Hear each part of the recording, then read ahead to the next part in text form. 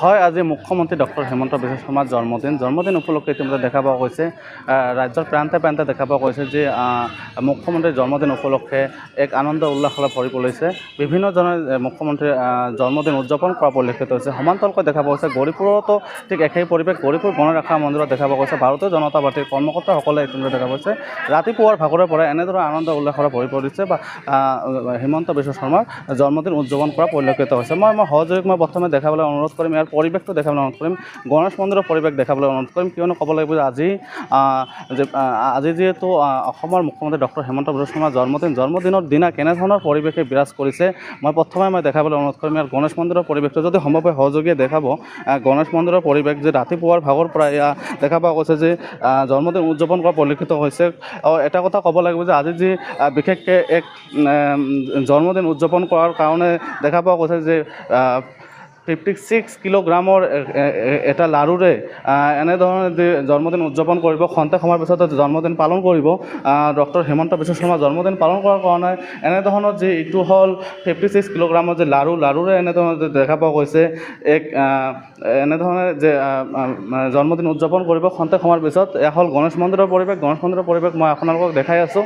কিয়নো ক'ব লাগিব যে আজি যিহেতু জন্মদিন 56 বছৰত ভৰি দিলে ডক্টৰ হিমন্ত বিশ্ব শৰ্মাই, তাক লৈ দেখা পোৱা গৈছে ৰাজ্যত যদি এক উখল মাখল পৰিৱেশে বিৰাজ কৰা পৰিলক্ষিত হৈছে। যদি সহযোগীয়ে দেখাব এইফালৰ পৰিৱেশটো মই দেখাবলৈ চেষ্টা কৰিম যে বাহিৰৰ পৰিৱেশটো গণেশ মন্দিৰৰ বাহিৰৰ পৰিৱেশটো দেখা পোৱা গৈছে যে আনন্দ উল্লাসেৰে ভৰি পৰিছে।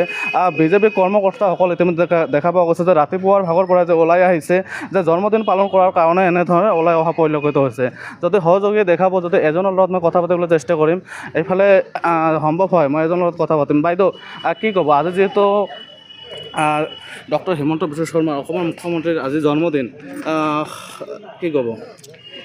প্ৰথমতে আমি আমাৰ গৌৰীপুৰ সকলো ৰাইজৰ তৰফৰ পৰা ডক্টৰ হিমন্ত বিশ্ব শৰ্মাদেৱক জন্মদিনৰ শুভেচ্ছা জ্ঞাপন কৰিলোঁ।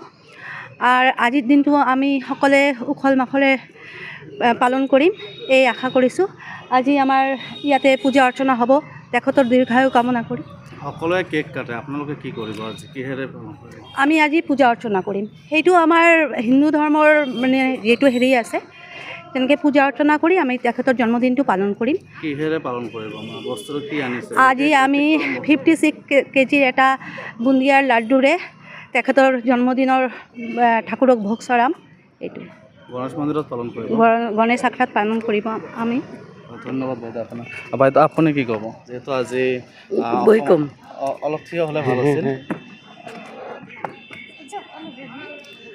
আজি আমাৰ সন্মানীয় মাননীয় হিমন্ত বিশ্ব শৰ্মা দেৱৰ আসামৰ মুখ্যমন্ত্ৰীৰ জন্মদিন উপলক্ষে আমি বিজেপিৰ তৰফৰ পৰা বহুতকেইটা কাৰ্যসূচী পালন কৰি আছোঁ। আমাৰ 7:30 বজাত হৈ গ'ল চাফাই অভিযান, তারপরে 8 বাজার পরে আর 8:30 বাজার পরে আমার গণেশ আখড়াত তার দীর্ঘায়ু কামনা করার কারণে আমি পূজা পাতিম। তাৰপিছত যাম আমি হস্পিটেলত, তাত যে ৰোগী আছে তাত ফল বিতৰণ কৰিম। আৰু তাৰপিছত আমাৰ আছে হেৰি আৰ্ট কম্পিটিশ্যন। তো আমাৰ বহুত কেইটা কাৰ্যসূচীৰে আজি দিনটো আমি পালন কৰিম। মুখ্যমন্ত্ৰী বিশেষকৈ কম আমাৰ মুখ্যমন্ত্ৰী ভাল থাক, আমাৰ আসামৰ গোটেই নাগৰিক আৰু আমি গোটেই মানুহ গোটেই মানুহ আমি যদি ভালদৰে একলগে মিলিজুলি আমাৰ কাৰ্যসূচী পালন কৰিব পাৰোঁ। আৰু গোটেই মানুহ আমি কম আমাৰ মুখ্যমন্ত্ৰী দেৱক আশীৰ্বাদ দিয়ে আমাৰ আসামখন যাতে শান্তিপূৰ্ণভাৱে চলাই ল'ব পাৰে।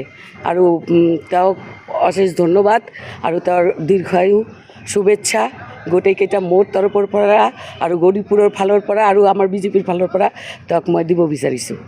হয়, ধন্যবাদ। কিয়নো ক'ব লাগিব যে এনেধৰণে যে পালন কৰা পৰিলক্ষিত হৈছে মুখ্যমন্ত্ৰী ডক্টৰ হিমন্ত বিশ্ব শৰ্মাৰ জন্মদিন। কিয়নো ক'বলৈ আজি যিহেতু তেওঁৰ জন্মদিন উপলক্ষে ৰাজ্যৰ বিভিন্ন প্ৰান্তত দেখা পোৱা গৈছে যে এক উখল মাখল পৰিৱেশে বিৰাজ কৰিছে। এয়া হ'ল গৌৰীপুৰ গণেশ আখৰা মন্দিৰৰ পৰিৱেশ। এনেধৰণে গৌৰীপুৰ গণেশ মন্দিৰতে দেখা পোৱা গৈছে ৰাতিপুৱাৰ ভাগৰ পৰা যে বিভিন্ন ধৰণৰ কাৰ্যসূচীৰে এনেধৰণে পালন কৰা পৰিলক্ষিত হৈছে। সম্ভৱ হয় মই আন এজনৰ লগত মই কথা পাতিবলৈ চেষ্টা কৰিম। বাইদেউ কি ক'ব, আপুনি কি ক'ব?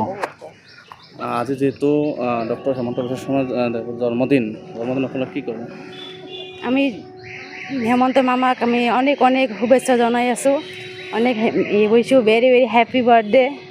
তেনেকৈ আছে হাসি খুচি সকলো সময়তে এনেই থাকে আমি তাৰ কাৰণে অনেক অনেক প্ৰাৰ্থনা কৰি আছোঁ সকলোৱে ভালে থাকে মামা যদি ভালে থাকে তেনে আমিও ভালে থাকিম এইটোৱে কৈ আছোঁ আৰু হয় ধন্যবাদ হয় এয়া আছিল গণেশ মন্দিৰৰ পৰিৱেশ কিয়নো ক'ব লাগিব যে আজি যিহেতু ডক্টৰ হিমন্ত বিশ্ব শৰ্মাৰ 56 বছৰত ভৰি দিয়া পৰিলক্ষিত হৈছে তাৰ সমান্তৰাল দেখা পোৱা গৈছে যে এক ব্যতিক্ৰম ৰূপত এনেধৰণে ক'ব লাগিব যে গৌৰীপুৰ গণেশ মন্দিৰত যে তেওঁৰ জন্মদিন উদযাপন কৰা পৰিলক্ষিত হৈছে এয়া আছিল গণেশ মন্দিৰৰ পৰিৱেশ যিকোনো খবৰৰ বাবে যোগাযোগ কৰক 7099017330 লগতে 7099017110 নম্বৰত